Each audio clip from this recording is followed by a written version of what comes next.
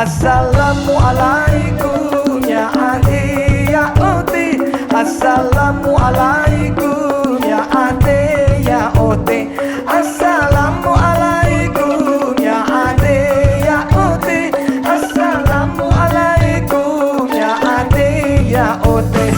Assalamualaikum ya ade ya ote. Assalamualaikum ya ade ya ote. Assalamualaikum ya ade ya ote. Assalamualaikum ya ade ya ote.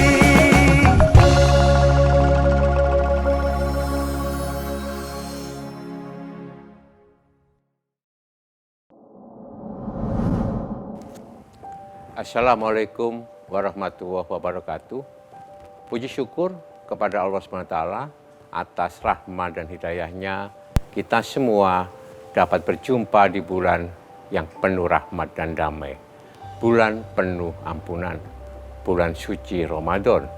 PD Perjuangan mengucapkan kepada seluruh umat Islam, selamat menjalankan ibadah puasa selama 1 bulan penuh. Semoga kita semua dapat mengambil hikmah puasa di dalam bulan Ramadan untuk tetap menjaga kepekaan, rasa kemanusiaan kita terhadap sesama anak bangsa, serta tetap memupuk semangat solidaritas, persatuan dan kesatuan dalam kehidupan berbangsa dan bernegara. Akhir kata, langit bulan purnama bersinar terang, banyak ikan berenang di lautan. Bulan suci Ramadan telah datang. Mari berlomba-lomba dalam kebaikan. Terima kasih. Wassalamualaikum warahmatullahi wabarakatuh.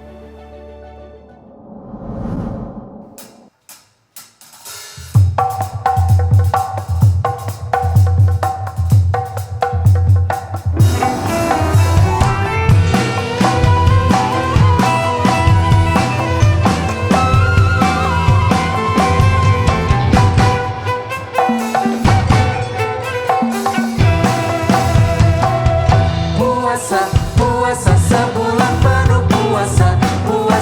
Puasa Ramadan bulan mulia. Puasa wajib bagi yang beriman. Puasa sebetulnya menyehatkan. Puasa sebulan penuh puasa. Puasa Ramadan bulan mulia. Puasa wajib bagi yang beriman. Puasa sebetulnya menyehatkan. Sebulan menahan nafsu, menjauhi larangan Tuhan, tinggalkan ketakwaan. Puasa dengan penuh ikhlas, tingkatkan martabat diri, lahir batin suci kembali. Semoga Tuhan ridhoi ibadah puasa kita di bulan Ramadan.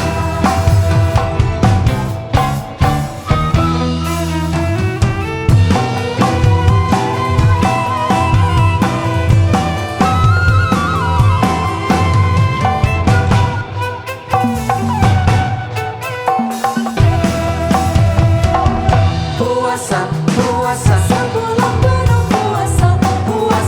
Puasa Ramadan bulan mulia. Puasa wajib bagi yang beriman. Puasa sebetulnya menyehatkan. Puasa sebulan penuh puasa. Puasa Ramadan bulan mulia. Puasa wajib bagi yang beriman.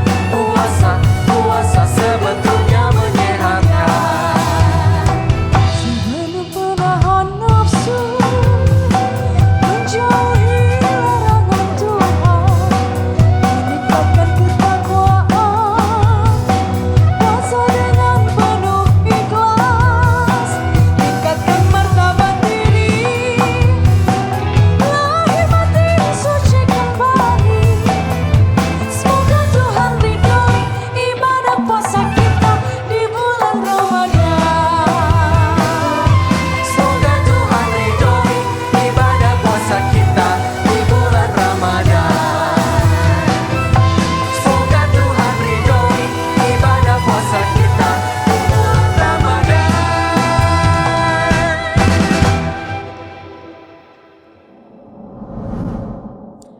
Assalamualaikum warahmatullahi wabarakatuh. Selamat pagi Sobat BKN dimanapun Anda berada. Kita berjumpa dalam acara Inspirasi Ramadan, program sahur bersama BKN PDI Perjuangan. Nah, pada program sahur kali ini, sambil sobat sekalian menikmati santap sahur, kita akan membincang dan menimba ilmu mengenai sejarah perkembangan Islam di Nusantara dan mengangkat pemikiran tokoh-tokoh yang berperan strategis dalam proses dakwah dan syiar Islam yang mengedepankan nilai rahmatan lil alamin, cinta kasih, serta mengedepankan nilai kebangsaan. Nah, pada episode kali ini kita akan membincang dan mengambil inspirasi dari seorang ulama asal Yogyakarta yang telah mempelopori berdirinya organisasi keagamaan Muhammadiyah dan memiliki kontribusi yang luar biasa dalam proses pembentukan karakter Islam di Indonesia. Beliau adalah Kiai Haji Ahmad Dahlan. Nah, dalam membahas tema ini, di tengah kita telah hadir seorang narasumber yang istimewa. Beliau adalah Ketua Umum Pimpinan Pusat Pemuda Muhammadiyah, Kiai Haji Sunanto atau yang akrab disapa Cak Nanto. Langsung saja kita sapa, selamat pagi Cak Nan. Selamat pagi. Silakan bisa dilepas maskernya. Kabarnya baik ya Cak Nan ya? Alhamdulillah. Ya, terima kasih sudah bersedia hadir di acara Inspirasi Ramadan BKN PDI Perjuangan. Semoga pagi ini kita bisa belajar banyak mengenai sosok Kiai Haji Ahmad Dahlan, tentunya dari Cak Nan ya. Semoga aja. Nah, sebelum kita bahas soal Kiai Haji Ahmad Dahlan, saya ingin mengajak Cak Nan dan juga Sobat BKN sekalian, kita akan menyaksikan dulu cuplikan video mengenai profil dan juga keteladanan Kiai Haji Ahmad Dahlan berikut ini. Kiai Haji Ahmad Dahlan atau yang memiliki nama kecil Muhammad Darwis lahir di Yogyakarta 1 Agustus tahun 1868. Nasab beliau bersambung kepada Maulana Malik Ibrahim, seorang terkemuka di antara Wali Songo. Muhammad Darwis sempat belajar di pesantren seorang ulama besar Semarang, yaitu Kiai Haji Soleh Darat, di mana di sanalah ia bertemu dan berteman dengan pendiri Nahdlatul Ulama Hasyim Asy'ari. Sebelum akhirnya ia pergi haji dan menetap di Makkah selama 5 tahun. Selama di Makkah, Muhammad Darwis berguru kepada Syekh Ahmad Khotib dan mulai berinteraksi dengan orang-orang yang memiliki pemikiran pembaharu dalam Islam seperti Muhammad Abduh, Al-Afghani, Rashid Ridho, dan Ibnu Taimiyah. Sebelum pulang ke kampung halamannya pada tahun 1888, ia diberi nama Ahmad Dahlan oleh seorang ulama Syafi'iyah terkemuka di Makkah saat itu, Sayyid Bakri Syatab, dan akhirnya lebih dikenal dengan nama tersebut. Ahmad Dahlan memiliki gagasan mengenai langkah pembaharuan Islam. Ia bergabung dengan Sarekat Budi Utomo yang diketuai oleh Dr. Wahidin Sudirohusodo dan organisasi Jamiat Khair. Ia kemudian mendirikan organisasi keagamaan Muhammadiyah pada tahun 1912. Dengan berdirinya Muhammadiyah, kemajuan dalam berbangsa sangat terasa. Selain Muhammadiyah, Kiai Haji Ahmad Dahlan juga melahirkan organisasi Aisyah, Hizbul Waton, Bustanul Atfal, juga Tapak Suci. Ahmad Dahlan meninggal di usia 54 tahun di Yogyakarta pada 23 Februari tahun 1923. Di antara kontribusi Kiai Haji Ahmad Dahlan adalah Kiai Haji Ahmad Dahlan telah mempelopori kebangkitan umat Islam untuk menyadari nasibnya sebagai bangsa terjajah. Muhammadiyah telah mempelopori amal usaha sosial dan pendidikan yang amat diperlukan bagi kebangkitan dan kemajuan bangsa dengan jiwa ajaran Islam. Sobat BKN sekalian dimanapun Anda berada, kembali lagi bersama kami dalam episode Inspirasi Keteladanan Kiai Haji Ahmad Dahlan bersama Cak Nanto. Nah, Cak, sebelum kita membahas soal Kiai Haji Ahmad Dahlan, saya pengen tahu dulu nih gimana sih perasaannya Cak Nanto akhirnya kita masuk lagi ke bulan Ramadan.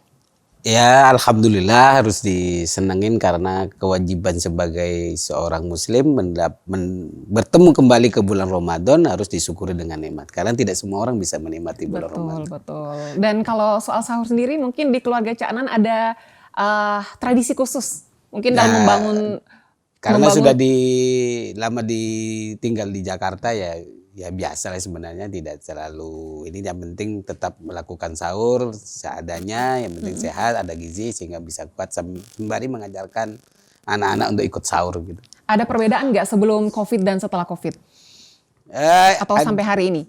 adanya cuma karena aktivitas yang lebih besar untuk mengajak bersama-sama teman-teman pimpinan, teman-teman keluarga besar yang lain untuk bersama-sama, sehingga kalau di COVID kan harus dibatasin karena memang harus dibatasin untuk menjaga kesehatan keselamatan kita bersama. Betul sekali, dan tentunya harus tetap bersyukur akhirnya bisa merayakan Ramadan lagi, bisa menjalankan ibadah puasa lagi ya, Cak. Yang paling penting itu mencoba untuk bersyukur dan menebus dosa atas kesalahan-kesalahan yang sudah kita lakukan. Makanya bulan Ramadan tuh yang paling ditunggu-tunggu ya, Cak ya. Karena pahalanya kan lebih banyak. Lebih banyak. Selama khusyuk selama ini kemungkinan akan berdampak kepada kehidupan yang lain. Betul sekali, Cak ya. Dan kita langsung aja ke topik kita hari ini, Cak ya, berbicara soal Kiai Haji Ahmad Dahlan. Kita tahu bahwa beliau ini adalah tokoh yang memprakarsai lahirnya Ormas Muhammadiyah, sebuah organisasi Islam yang cukup besar di Indonesia. Dan kalau kita flashback lagi sejenak, sebenarnya apa sih yang melatar belakangi beliau sampai mendirikan organisasi ini? Paling penting bahwa Kiai Ahmad Dahlan mengalami kegelisahan atas pola pikir dan kebiasaan masyarakat yang dihadapi pasca beliau datang belajar dari Mekah, terus datang ke Jakarta, terus ketemu dengan masyarakat yang masih sangat mistik, beragama tapi sangat mistis, jadi mengandalkan sesuatu yang nggak rasional gitu. Tapi pemahaman dan pendekatan yang dilakukan oleh Kiai Ahmad Dahlan selalu dilakukan dengan inklusif ya. Jadi selalu terbuka dan melakukan pendekatan yang pelan tapi pasti dengan cara-cara merubah cara pikir masyarakat. Jadi misalnya dengan hal-hal apa yang dilakukan oleh Kiai Ahmad Dahlan dilakukan dengan contoh dan perilaku. Teladan beliau. Ya, keteladanan. Misalnya tentang pendidikan, mengentaskan banyak waktu itu zaman dulu tentang bagaimana mengentaskan kebodohan itu masyarakat untuk sekolah aja agak susah, terbatas, terkungkung. Bahkan tidak semua orang bisa mengenyam sekolah kecuali orang-orang yang memang dekat dengan Belanda dan sebagainya. Maka ini Kiai Ahmad Dahlan mencoba untuk melakukan perubahan berpikir dan pola agar masyarakat Indonesia mengalami dorongan berkemajuan. Islam yang dipahaminya adalah Islam yang selalu berorientasi mensyukuri dan menggali semua nikmat atau ilmu Tuhan yang begitu besar. Yang proses sampai berdirinya organisasi ini, apakah memang inisiasi dari beliau sendiri atau ada dorongan dari orang lain? Secara individu mereka memang harus berkumpul karena organisasi itu kalau sendiri tidak bisa. Tapi karena berkumpul dengan kawan-kawannya, dipahami dengan murid-muridnya. Jadi Kiai Ahmad Dahlan mengajarkan tentang kepada murid-muridnya untuk memahami surat Al-Ma'un saja itu sampai 7 kali. Sampai muridnya bosan tentang kenapa Pak Kiai Ahmad Dahlan ini mengajarkan surat Al-Ma'un 7 kali betul-betul sudah hatam hafal gitu. Tapi tetap aja itu pertanyaan Kiai Ahmad Dahlan, pernahkah kamu kepada muridnya ketika ditanya kenapa itu aja yang diajarkan, pertanyaannya apakah kamu sudah melakukannya? Nah, jadi pemahaman tentang ajaran berorganisasi Muhammadiyah itu selalu ketika memahami satu teks ayat harus dipraktekkan. Maka banyaknya sekarang menjawab tantangan dan kondisi zamannya. Misalnya dulu mengentaskan kebodohan, kita bangun pendidikan. Betul. Mengentaskan kesehatan, kita bangun rumah sakit. Mengentaskan ketidakmampuan, kita bangun panti asuhan. Jadi semua itu upaya organisasi Muhammadiyah, Kiai Ahmad Dahlan membangun dan menyadarkan masyarakatnya agar tidak jumut terhadap situasi sehingga tidak berkembang untuk membangun narasi menemukan Islam yang sebenar-benarnya kayak apa sih, kan nggak boleh berhenti gitu. Betul Cak. Dan saya agak penasaran karena waktu itu beliau memiliki niat mulia untuk membangun organisasi Islam ini tentunya bukan hal yang mudah, apalagi situasi saat itu masih dalam situasi penjajahan Belanda kalau nggak salah ya. Apakah ada kendala saat itu? Ya, makanya salah satu upaya Kiai Ahmad Dahlan adalah bukan melakukan konfrontasi terhadap proses penjajahan. Bahkan Kiai Ahmad Dahlan menurut sejarahnya beliau adalah juga salah satu guru di sekolah Hindia Belanda waktu itu. Jadi bahkan ketika hanya itu pelajaran umum yang dilakukan, maka di sekolah Kiai Ahmad Dahlan ada pelajaran agama dan bisa juga orang-orang yang nggak mampu juga mendapatkan ilmu pengetahuan umum. Jadi kolaborasi, bukan melakukan konfrontasi terhadap penjajahan gitu ya. Jadi makanya Muhammadiyah bisa bertahan sampai sekarang itu karena pola gerakannya jarang melakukan konfrontasi. Kalau sudah melakukan konfrontasi pasti sudah dianggap sesuatu yang di luar konstitusi dan di luar budaya. Tapi kan Muhammadiyah sampai umur 1 abad ini melakukan pola kultural, dakwah kultural ya. Jadi itu yang selalu dilakukan. Jadi kalau Artinya bahwa dengan beliau yang tidak melakukan konfrontasi saat itu, dan artinya akan membangun hubungan baik dengan pemerintah Hindia Belanda saat itu. Iya. Sehingga akhirnya ketika beliau berinisiasi untuk membangun organisasi Islam melalui Muhammadiyah ini, semuanya berjalan mulus ya? Iya, jadi memang pola yang dibangun Kiai Ahmad Dahlan, bahkan ada surat persetujuan dari Hindia Belanda untuk waktu itu. Jadi bahwa organisasi yang sah. Jadi walaupun perdebatan yang paling banyak adalah kita ketemu dengan masyarakat yang menganggap bahwa kita kan dianggapnya gerakan purifikasi pemurnian ajaran ya sesuai dengan Al-Quran dan Sunnah. Maka yang kita hadapi adalah kultur di mana pemahaman yang kental terhadap kepatutan, ketawaduan kepada seseorang, kepercayaan kepada seseorang yang berlebihan gitu. Mungkin yang kita hadapi begitu, merubah cara pandang, merubah kebiasaan orang tentang budaya Islam yang kita mau ajarkan, bahwa sebenarnya ini tidak diajarkan dalam Islam, tapi kita rubah dengan cara-cara yang culture. Itu tidak mudah. Bahkan dalam sejarahnya bisa mengorbankan semua hartanya untuk melakukan gerakan dakwah Kiai Ahmad Dahlan, bahkan masjidnya, musolanya mau dibakar oleh orang-orang yang berseberangan dengan pola dan cara Kiai Ahmad Dahlan membangun syiar Islam di Indonesia. Artinya saat itu memang banyak tantangan, tapi beliau tetap hadapi. Iya, tetap hadapi, dan beliau dengan jiwa besar dan sangat luar biasa, bahkan sakit untuk mengorbankan kepentingan dirinya sendiri untuk kepentingan orang lain, sangat luar biasa. Maka kita di Muhammadiyah sekali lagi tidak ada kekuasaan utuh gitu. Jadi semua milik organisasi, maka kita tetap bertahan. Jadi misalnya amal usaha semua atas nama Muhammadiyah. Jadi orang paling kaya di Indonesia sebenarnya Ketua Umum Muhammadiyah gitu. Ketua Muhammadiyah.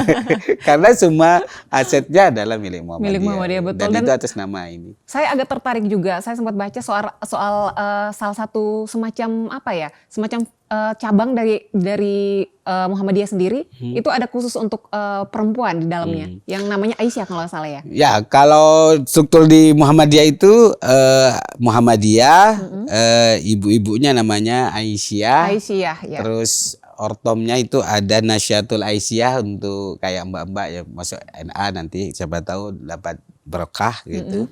Amin.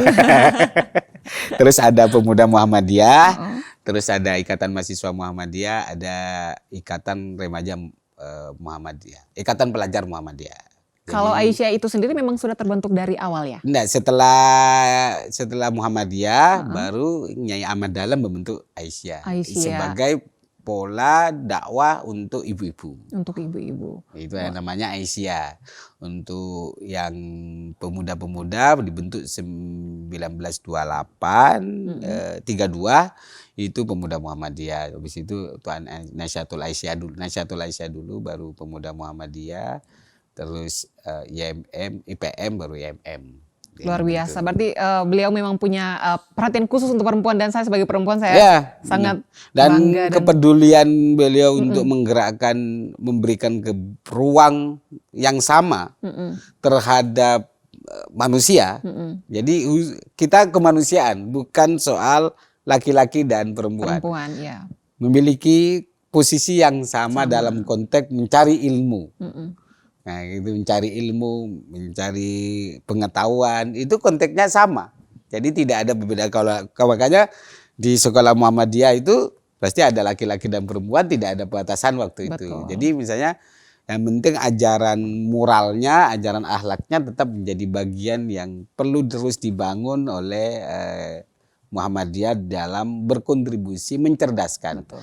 Luar biasa, bangsa. berarti kesamaan gender tuh memang sudah di Ya, karena dimulai dari konsep dulu. Islamnya juga sudah begitu. Jadi kalau persoalan kan soal misalnya membagi tugas peran menjadi kepala keluarga, ibu rumah tangga kan sudah tinggal dibicarakan. Betul. Tinggal bagaimana sekarang memberikan ruang yang sangat luar biasa. Muhammadiyah terhadap perempuan sekarang menjadi pemimpin bisa di Muhammadiyah, menjadi rektor bisa. Tidak ada batasan sama sekali. Tidak ya. ada batasan selama memiliki kemampuan dan persyaratannya pas ya. Jadi ruang untuk melakukan percepatan terhadap perkembangan kita itu menjadi sangat luar biasa. Betul, dan tanpa memandang gender itu sendiri Ya. tadi.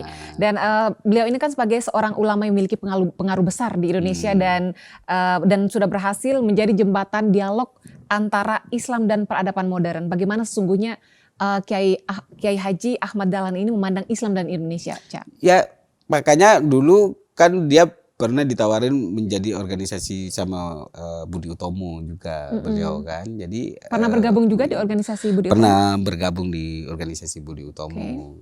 Tapi mau diajak sebagai bedanya dengan mau diajak ke partaian yang nggak bisa. Muhammadiyah beliau menolak. Jadi Muhammadiyah yang nggak pernah masuk di dalam sejarah untuk membangun partai. Organisasi kan, politik ya. Politik. Jadi memang dia kekeh bahwa tetap membangun, makanya dia menjadi Ahmad Dahlan menjadi salah satu pahlawan perjuangan bangsa kita Nasional, juga. ya. Nasional yang terus menyatukan bahwa peran kebangsaan antara dunia ini tidak pernah akan terpisahkan. Karena ini kan soal dunia ya. Dan diatur di dalam ini untuk mengatur dan membangun kemajuan manusia melalui nilai-nilai keislaman. Itu yang selalu dijelaskan kayak Ahmad Dahlan. Membangun keislaman dan kemanusiaan. Satu paket itu. Satu paket. Jadi tidak bisa dipisahkan. Kalau hanya membangun keislaman saja tidak pernah akan membangun. Makanya selalu wasatiyah ajaran kayak Ahmad Dahlan, selalu menengah kan. Memang di dunia yang seperti sekarang nggak menarik yang tengah-tengah itu kan. Iya. Karena dianggap nggak jelas. Tapi sebenarnya negara butuh untuk mengayomi, karena kalau ada pertarungan antara kanan dan kiri maka kita butuh menengah untuk menyelesaikan solusinya. Betul. Jangan sampai semua harus tergerus oleh satu ruang, padahal ilmu Tuhan ruang yang sangat besar sekali. Dan Kiai Ahmad Dahlan mengajarkan tentang keikhlasan, berjuang dan memperjuangkan. Bahkan ada kata-kata kalau misalnya sudah jadi dokter, jadi apa, kembalilah ke Muhammadiyah. Nah, mungkin dengan nilai itu makanya banyak dari Muhammadiyah terlahir banyak tokoh-tokoh besar. Ya. Dan tokoh besar itu salah satunya adalah Bung Karno. Ya. Ya kan, Cak? Ya. Bagaimana menurut Cak? Ya, Bung Karno menurut pengetahuan saya bahkan mau meninggal harus dibungkus oleh bendera Muhammadiyah. Saking bahkan dia menjadi anggota MPK Muhammadiyah. Mungkin ada perbedaan, tapi mengagumi Kiai Ahmad Dahlan untuk proses pemahaman beliau untuk yang begitu visioner itu, revolusioner begitu, sangat terinspirasi oleh menggerakkannya. Bahkan mengajarkan kepada kami bahwa jangan lupakan Jasmira di tanda tangan Ikatan Mahasiswa Muhammadiyah. Ya Bung Karno itu. Jadi artinya spiritnya sama ya, Cak, spiritnya ya? sama. Cuma memang kan ini bedanya bahwa ini kan ajaran organisasi yang mau membawa kepada cara pandang perubahan manusia yang berkemajuan. Artinya berkemajuan dalam konteks bahwa manusia itu tidak stagnan. Manusia dan kehidupan tidak boleh stagnan. Hidup selalu berputar dan terus menemukan pola-pola baru. Yang nggak boleh berubah itu adalah konsep dasarnya. Nah, yang jadi fondasi. Fondasinya, entah keimanannya. Nanti kalau misalnya ada pola baru, misalnya Kiai Ahmad Dahlan merubah arah kiblat aja dulu sampai dibakar gitu. Sekarang buktinya ternyata kalau ilmu pengetahuan mengajarkan menemukan ilmu pengetahuan, ternyata arah kiblat kita kan nggak lurus. Dulu kan yang penting ke barat kan. Betul. Kalau sekarang kan ternyata agak menceng ke Iya, kanan. betul. Banyak masjid yang dulu-dulu dibangun itu ngadepnya ke barat. Sekarang kan agak menceng ke kanan. Bahkan kalau yang dulu-dulu akhirnya arah kiblatnya di garis berbeda. Jadi itu karena ilmu pengetahuan kan. Karena ada ilmunya dan sebagainya. Jadi memang selalu bahwa tidak boleh mengajarkan keagamaan yang selalu menyudutkan. Betul. Yang kayak Madalan selalu begitu, mau dicaci maki ya gak apa-apa. Yang penting terus mengajarkan karena tugas manusia ya selama ini anggap sebagai khalifatul fil ardh, sebagai penyampai kabar gembira. Penyampai kabar gembira. Sebagai perwakilan Nabi di sekarang di sini di Indonesia sebagai pendakwah, makanya sampaikan aja kabar gembira. Persoalan orang sadar mau ikut urusan lain. Gitu. Itu jadi itu tugas dakwah kayak Madalan. Maka orang kayak Madalan tidak pernah marah-marah kan begitu. Sama sekali tidak pernah marah-marah. Marah karena memang mengatakan bahwa ini tugas dakwah. Dari saking lembutnya, maksudnya lembut dalam proses bersabar sampai sebesar ini. Sangat luar biasa menurut saya. Artinya banyak sekali semangat yang beliau wariskan untuk kita ya. Dan menurut Cak sendiri, sebenarnya semangat apa yang sampai hari ini beliau wariskan, terutama untuk peradaban Islam di Indonesia? Yang pertama semangat perjuangan kemanusiaan. Semangat perjuangan kemanusiaan. Jadi dan semangat mengentaskan kemiskinan dan kebodohan. Maka selalu yang dibangun keamanan sejak awal bagaimana masyarakat Indonesia tidak boleh bodoh sehingga tidak terjajah dan bisa melawan penjajahan gitu kira-kira. Artinya itu yang sedang dilakukan Muhammadiyah hingga hari ini. Sampai sekarang. Jadi pendidikan karena melawan kemiskinan, melawan kebodohan harus dengan pendidikan. Pendidikan dulu. Dulu pendidikan Muhammadiyah kan dianggap kafir juga dulu karena pakai kapur barus kayak modern kan, kayak Belanda pakai celana. Kalau dulu celana itu kan dianggap sesuatu yang tidak menjadi ajaran dalam Islam kan? Ini dianggap oleh siapa, Cak? Ya publik masyarakat waktu itu kan bercelana pakai kapur pakai bangku itu dianggap sesuatu pendidikan waktu itu, zaman dulu itu pendidikan yang tidak diajarkan oleh Rasulullah lah kira-kira begitu. Ini berarti ajarannya sempat dipikir melenceng gitu ya. Ajaran kafir gitu dulu, makanya tetap bertahan. Nah, banyak yang begitu. Sekarang buktinya semua ternyata modernisasi itu bukan soal bangku, bukan soal kapur. Pemahaman orang yang berbeda, tapi jawabannya biasanya tidak saat itu, biasanya perkembangan dan proses. Dan itu yang selama ini selalu menguatkan kita bahwa apa yang kita perjuangkan, melakukan perubahan, melakukan pencerahan bisa saja tidak dinikmati dan diketahui saat ini. Tapi bisa berlanjut. Waktu yang akan menjawab itu. Jadi tapi yang penting tetap bertahan, berkeyakinan bahwa landasannya bukan untuk kepentingan individu tapi untuk kepentingan perubahan dan kemanusiaan itu sendiri. Betul. Dan Kiai Haji Ahmad Dahlan ini kan punya relasi khusus sama Budi Utomo, bahkan pernah bergabung di organisasi Budi Utomo saat itu. Bagaimana ya, karena kan salah satu bahwa bagaimana kita mau memperjuangkan waktu itu menjadi ke suatu proses kemerdekaan kan, dengan salah satu caranya bahwa organisasi Muhammadiyah ini penting untuk melakukan berelasi tapi jangan sampai terputus hanya untuk kepentingan politiknya, karena tujuan utamanya adalah pencerdasan dan penolong umat kan gitu loh. Jadi persoalan membantu perjuangan tetap kita lakukan. Prinsipnya berjuang untuk kemerdekaan tetap kita jagokan, tapi berjuang untuk mengentaskan kemiskinan, mengentaskan itu persoalan yang berbeda yang harus tetap dikonsistenkan, konsisten dalam proses perjuangan Muhammadiyah.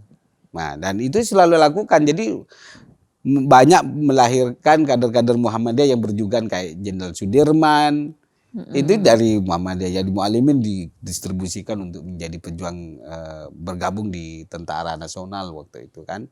Jadi untuk melakukan perjuangan. Jadi biasa aja, tapi ruang-ruang organisasi untuk seperti itu waktu zaman itu kan penting untuk menyatukan dan sebagai organisasi yang banyak pengikutnya, ada pengikutnya waktu itu sudah banyak juga waktu itu, maka perlu untuk menyatukan visi yang sama untuk kepentingan bangsa dan negara. Apakah artinya Budi Utomo juga menghormati pilihan dari Kiai Haji Ahmad Dahlan sendiri untuk beliau menolak untuk Saya kira kalau dalam organisasi politik ya Muhammadiyah? kalau waktu itu? perjuangannya kan tetap Kiai Ahmad Dahlan ya. Setahu pemahaman saya waktu baca referensinya bahwa berelasi untuk memperjuangkan kemerdekaan tetap dilakukan. Iya. Persoalan Budi Utomo kan, kalau Budi Utomo kan bukan partainya saja yang enggak iniin kan, Iya. tidak masuk gitu-gitu. Yang setahu pemahaman saya, yang kita ketahui. Jadi memang bukan soal kepartaian, karena ada ruang yang berbeda. Kalau Muhammadiyah masuk ke partai,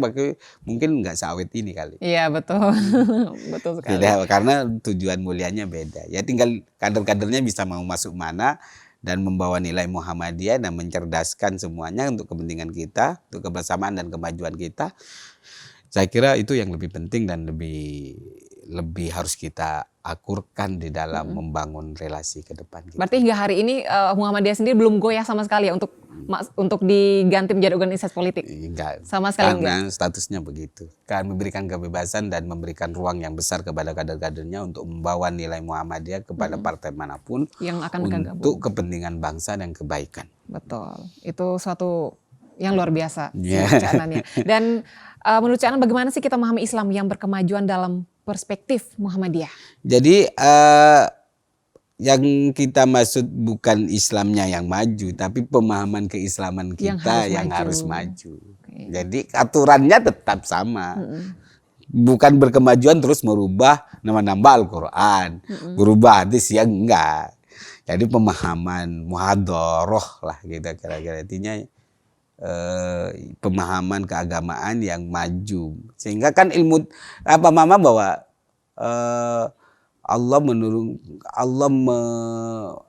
lautan dijadikan tinta tidak akan pernah habis terhadap ilmu Tuhan.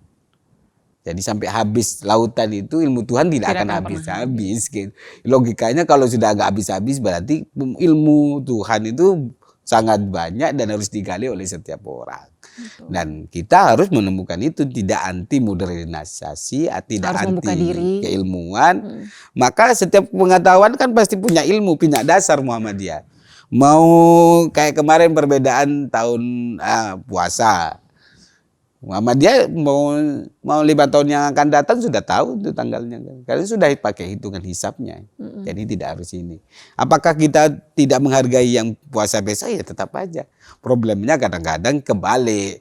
Kita yang menghargai, orang lain yang tidak menghargai perbedaan. Gitu. Itu yang selama ini untuk merusak sistem kerukunan yang saya kira tidak mendasar ya.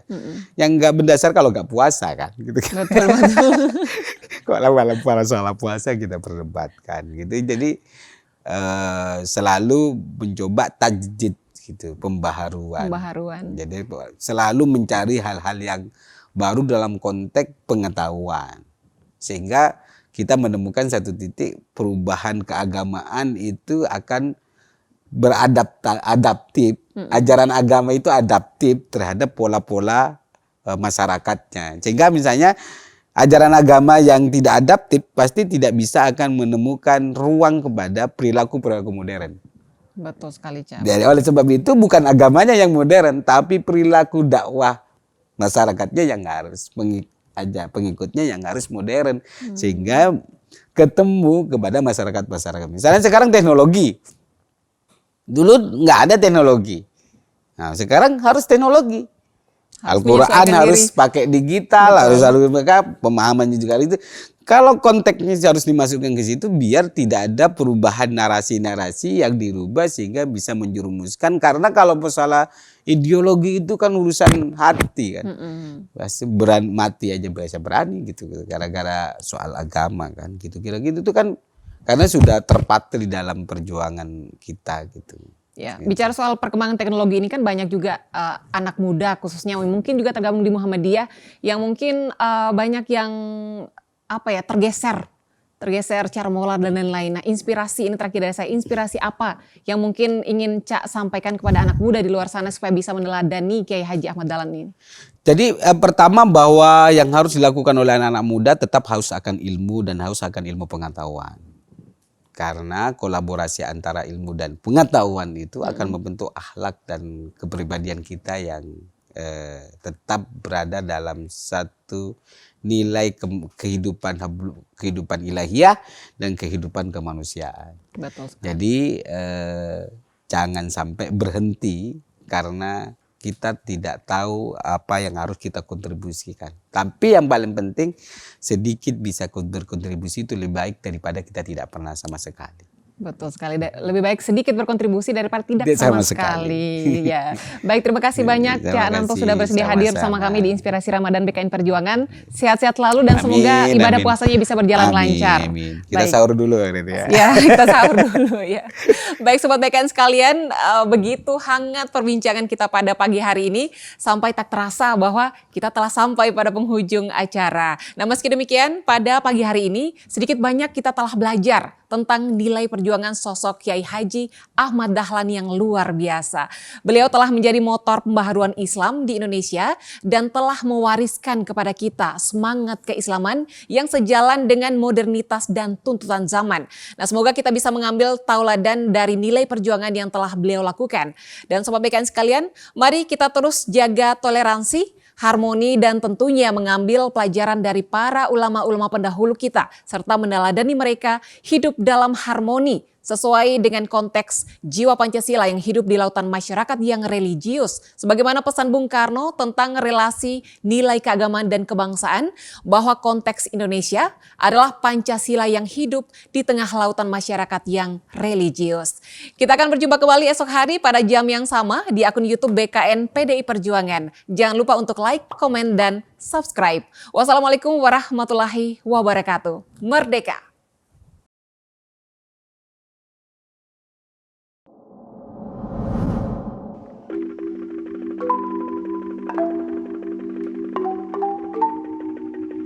Dihempas gelombang, dilemparkan angin, terkisah ku bersedih, ku bahagia.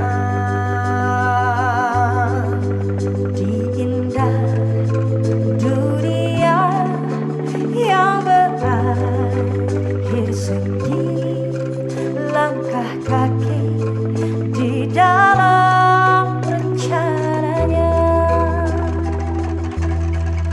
Semua berjalan dalam kehendaknya. Nafas hidup, cinta dan segalanya. Tak tertakdir menjalani segala kehendakmu ya Rabbi. Ku berserah, berpasrah hanya padamu ya Rabbi. Tak tertakdir menjalani segala kehendakmu ya Rabbi. Ku berserah, ku berpasrah hanya padamu ya Rabbi.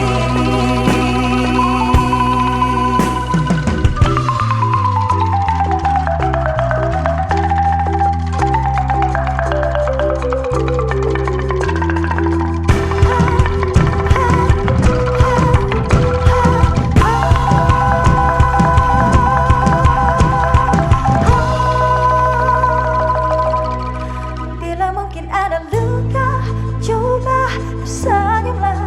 Bila mungkin tawa, coba bersabarlah. Karena air mata tak abadi, akan hilang dan berganti. Bila mungkin hidup hampa dirasa, mungkinkah hati merindukan dia? Karena hanya dengannya hati